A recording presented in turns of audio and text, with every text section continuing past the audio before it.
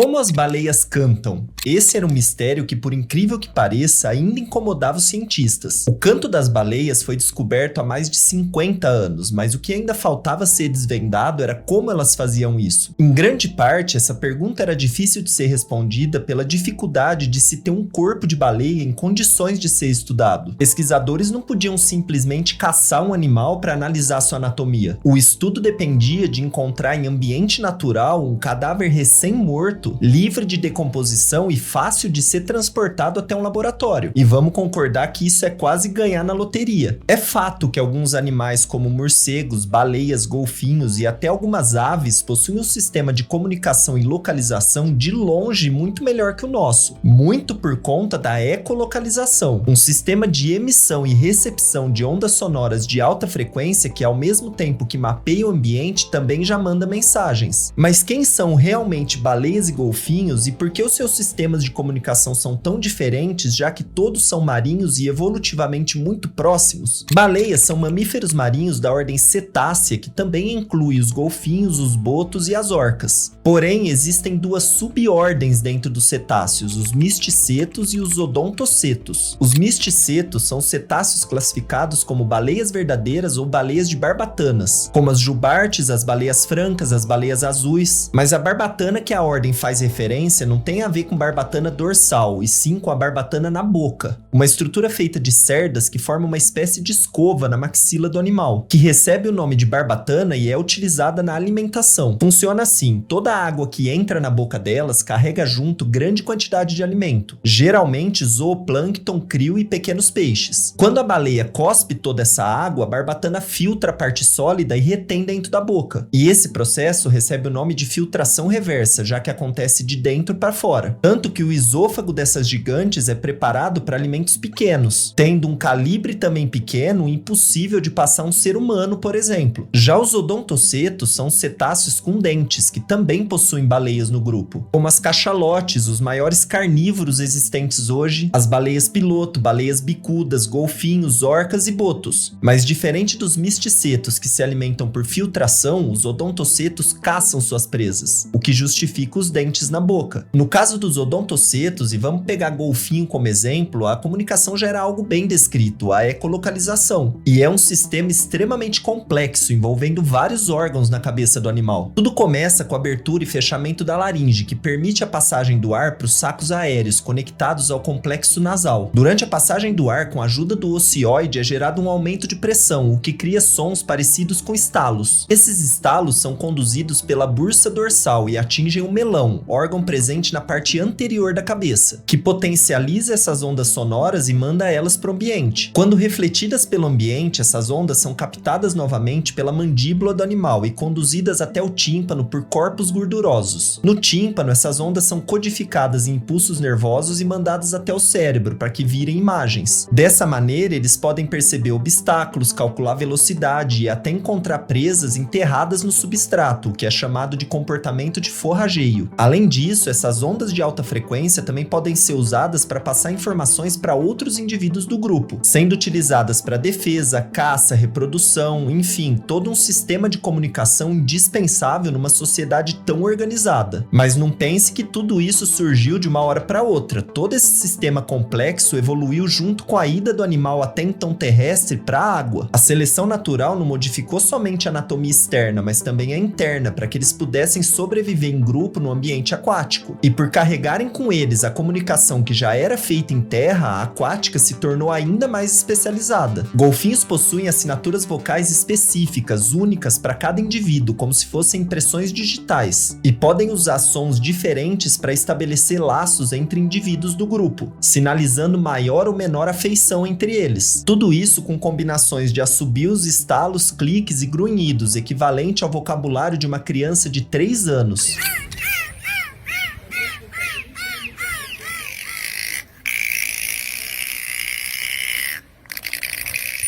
E quem já conviveu com uma sabe o tanto que elas falam. Nas orcas, por exemplo, esses padrões de sons têm funções bem interessantes. Os cliques em sequências bem rápidas são usados para navegação, detecção de presas e detecção de outras orcas. São cliques ultrassônicos de menos de 1 milissegundo cada, podendo ter taxas de poucas repetições até 200 delas em 1 segundo. E essa variação de frequência ocorre pela necessidade. Cliques mais lentos são usados para navegação e orientação, e os mais rápidos para detecção de objetos e presas. Já os assobios são usados para comunicação social dentro do grupo. Eles são agudos, complexos, de baixa frequência e baixo alcance, e são usados em diferentes padrões que determinam conversas inteiras entre elas. Mas existe um segundo nível de assobio que os cientistas classificam como ultrassônico, que diminui ainda mais a distância alcançada. Pesquisadores acreditam que eles são usados quando a orca quer conversar com outro membro do grupo sem que os outros escutem.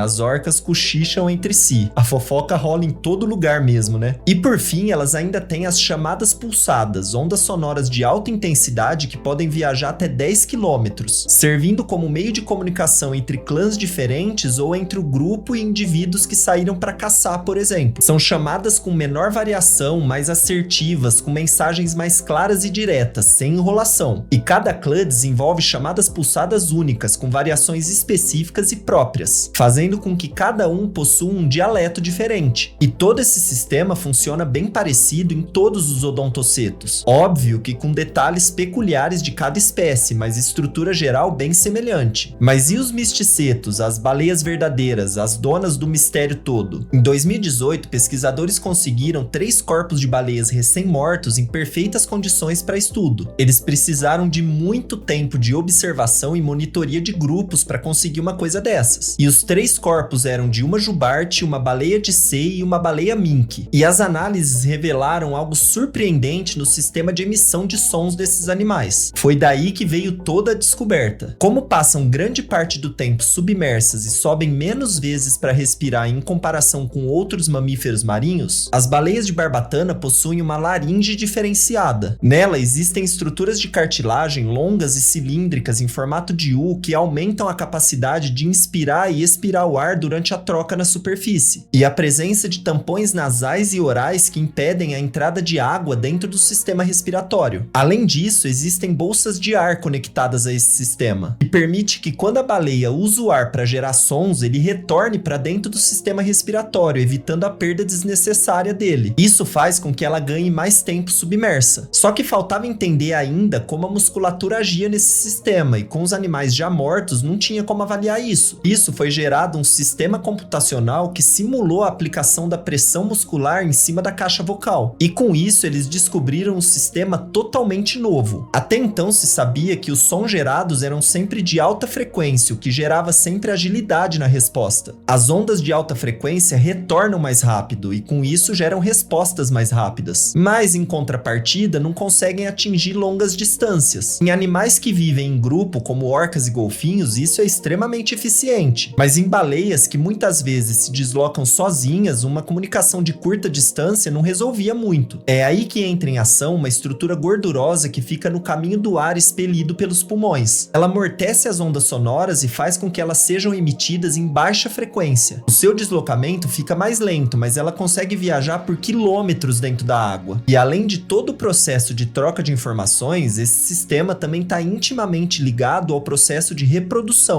Para Elemans, autor do artigo que explica essas novas descobertas, publicado em fevereiro de 2024 na revista Nature, os casais dependem inteiramente desse sistema de comunicação para se encontrarem e acasalarem. E é exatamente aí que mora o problema. O ser humano anda muito barulhento. Além de ser uma emissão de baixa frequência, por volta dos 300 Hz, ela tem sempre que acontecer próxima da superfície, no máximo a 100 metros de profundidade, já que ela acontece durante a liberação de ar dos pulmões, quando o animal sobe para respirar. Plataformas de petróleo, navios cargueiros e outros maquinários presentes no oceano emitem sons geralmente entre 30 e 300 Hz, e acaba se misturando com o canto delas. Isso faz com que o canto se perca entre tantas ondas de poluição sonora, impedindo que a comunicação chegue com qualidade no seu destino, outras baleias. A gente tem sempre a tendência de classificar a poluição como plástico, metais pesados e lixo de maneira geral. E a gente acaba esquecendo que a poluição sonora, apesar da contradição, é silenciosa. Que a gente não costuma ver, a gente não percebe. E ela acaba mostrando seus efeitos de maneiras bem sutis. O fim da caça comercial das baleias de barbatana marcou um recomeço para várias espécies desses gigantes marinhos. E muitas delas já demonstram um aumento expressivo das suas populações. Mas agora o desafio que elas têm que enfrentar é outro. Se ouvir em meio a outro canto que canta mais alto que o canto delas, o canto do bicho-homem. Se não investirmos em tecnologia sonora que minimize ou até mesmo filtre e bloqueie a emissão de sons poluentes, nos próximos anos menos casais serão formados e, consequentemente, menos filhotes vão nascer. Com isso, todo o esforço que vem resultando em pequenos passos mais longe da extinção de algumas espécies vai tudo por água abaixo. E novamente o trabalho vai ter que recomeçar do zero. Vai ser praticamente dar um passo para frente e 2 para trás. Pesquisadores vêm lutando todos os dias para conscientizar cada vez mais as empresas responsáveis por esse tipo de poluição. Mas, como eu disse, o que a gente não vê se torna difícil de acreditar. E aí só nos resta torcer para não ser tarde demais quando os resultados realmente visíveis começarem a chegar. Espero que um dia a gente volte a ter um oceano silencioso, onde o único barulho seja dos animais que vivem nele, mesmo a gente não conseguindo ouvir todos. E espero também que você tenha gostado do vídeo, e se gostou, já deixa seu like, se inscreve no canal e deixa aqui nos comentários temas que você gostaria de ver nos próximos vídeos. A gente se vê no próximo. Até lá!